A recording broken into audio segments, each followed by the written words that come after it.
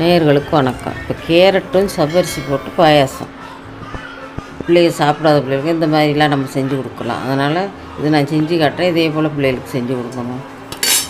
இது இப்போ செய்முறை காட்டுறேன். அதுக்கு ஒரு ஸ்பூன் நெய் போட்டுக்கணும்.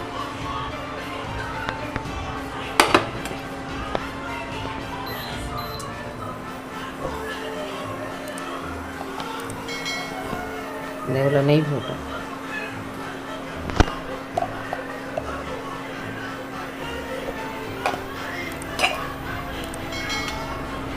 முந்திரி திராட்சையை வறுத்தெடுத்துக்கணும். ஒரு வித்தியாசமாக இது பிள்ளைகளுக்கு செஞ்சு கொடுத்தா நல்லா சாப்பிடுவாங்கம்மா.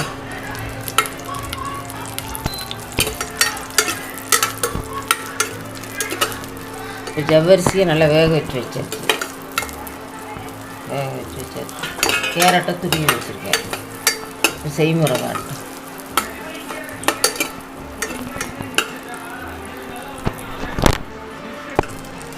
இந்த முந்திரி திராட்சை இதாகிடுச்சு. நல்லா அந்த பொன்முறு போல் வறுத்தெடுத்து வச்சுட்டு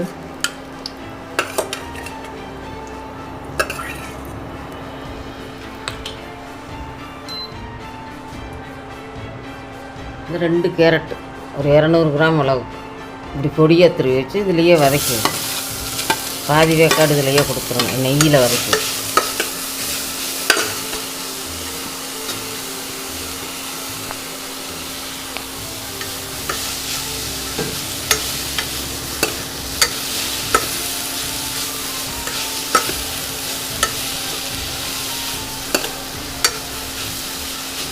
கொஞ்சம் நல்லா வேகும். இதில் கொஞ்சம் நல்லா தண்ணி வாங்கிடுச்சு. அந்த கேரட்டில் உள்ள தண்ணியெலாம் வாங்கிடுச்சு. இதுலேயே நம்ம ஜவ்வரிசியை கொட்டி விடலாம். சேர்ந்து வேக்காடு கொடுத்துக்கலாம்.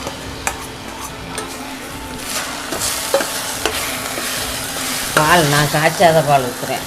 காய்ச்சியும் ஊற்றிக்கலாம். பால்லையே வேக விடணும். நல்லா கரையை வேக விடணும்.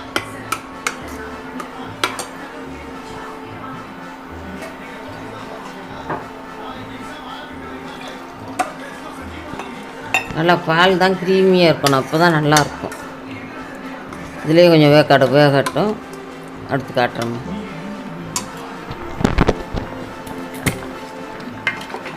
இப்போ சர்க்கரையும் சீனியும் ஏலக்காய் போட்டு வச்சுருக்கேன். இந்த இவ்வளோக்கு நல்லா இன்னும் க்ரீமியாக பால் நல்லா இன்னும் கொஞ்சம் சேர்த்து கூட திக்காக காய்ச்சி வற்ற வச்சு ஊற்றணும். டேஸ்ட்டு நல்லாயிருக்கும். இப்போ ஏலக்காய் வேணும். முந்திரி திராட்சை வறுத்து வச்சது. இனி சர்க்கரை போட்டோம்.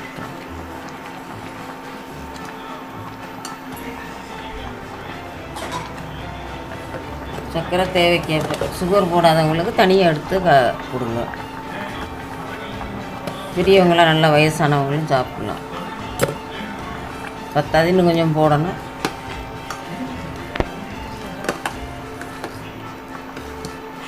இன்னும் பால் கிருமியாக வேணால் இன்னும் கொஞ்சம் நல்லா ஊற்றிக்கலாம்.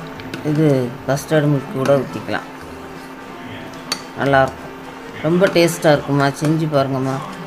செஞ்சு குழந்தைகளுக்கு கொடுங்க. இந்த மாதிரி காய் சாப்பிடாத பிள்ளைகளுக்கெல்லாம் இப்படி காய்ச்சி வாரத்துக்கு 2 தடவை கொடுத்துருங்க.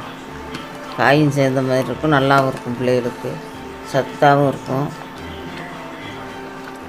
செஞ்சு பார்த்துட்டு சர்ப்ரைஸ் பண்ணுங்கம்மா. ரொம்ப சிம்பிள் தான். ரொம்ப ஒரு 10-15 நிமிஷத்தில் செஞ்சிடலாம்.